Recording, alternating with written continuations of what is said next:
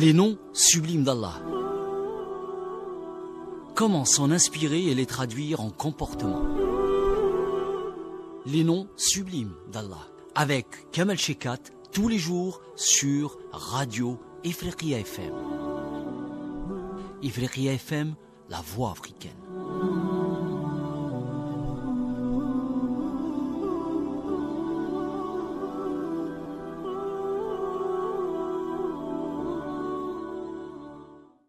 Bismillah walhamdulillah wa salatu wa salamu ala rasulillah wa ala alihi wa sahbihi wa man walahu wa ba'du ayyuha al-mala'ul karim.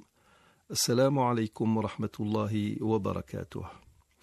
Pour clore avec cette citation d'Ibn al-Qayyim, nous allons tenter aujourd'hui de faire une synthèse de tout ce que nous avons pu dire jusqu'à présent et rappelons-le, nous sommes en train de parler de ce qui pourrait découler d'un comportement qui va à l'encontre de ce que suggéreraient les noms sublimes de Dieu et ses attributs divins. Alors, pour rappeler la citation en rapport de l'imam Ibn al-Qayyim qu'il a dit, Subhanallah, aux transcendances de Dieu, Fin nafsi kibru iblis, il y a dans l'âme humaine l'orgueil d'Iblis, wa hasadu qabil, l'envie de Caïn, wa utuwu Ad, l'arrogance de Ad, wa tughyanu Thamoud, la tyrannie de Thamoud, وَجُرْأَةُ نِمْرُودٍ, l'audace de Nimrod, وَاسْتِطَالَةُ فِرْعَوْنَ, le mépris de Pharaon, وَبَغْيُ قَارُونَ, l'inimité de Corée, وَوَقَاحَةُ هَامَانَ, et l'indécence de Haman.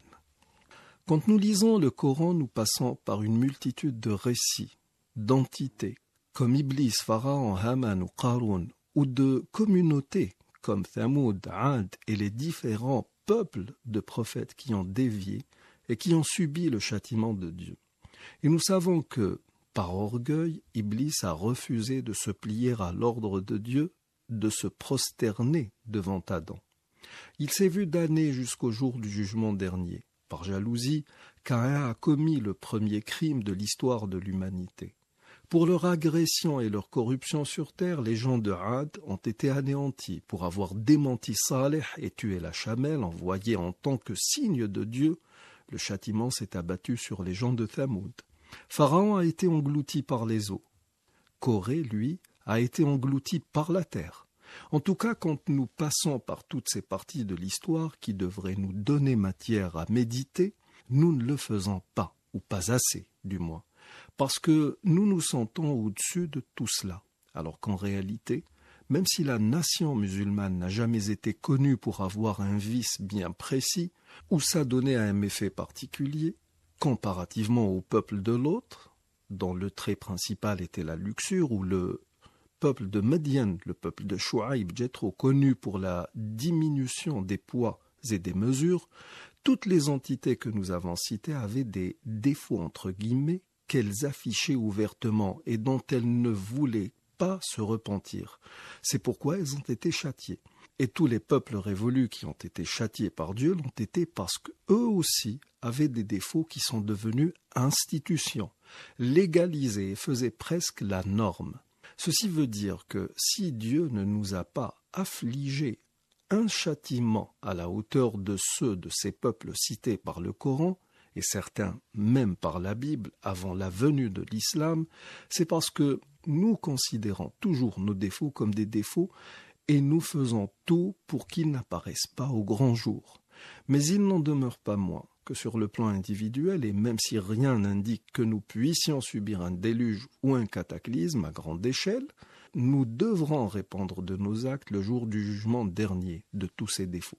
Autre point très important, si les nations disparues, les peuples révolus étaient connus chacun pour un méfait ayant causé sa perte, il ne faut pas oublier que la nation musulmane a réuni tous les méfaits de ces nations précédentes en elle.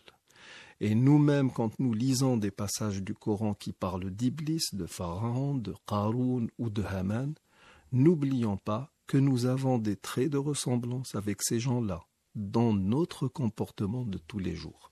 C'est pourquoi il est plus qu'important de s'affubler, de s'imprégner de ces noms sublimes de Dieu et de ses attributs divins et de les traduire en comportement. Nous arrivons au terme de cette émission. Je vous remercie d'y avoir prêté attention. Assalamu alaikum wa rahmatullahi wa barakatuh. إليك إله الخلق أرفع رغبتي وإن كنت يا ذا المن والجود مجرما ولما قسى قلبي وضاقت مذاهبي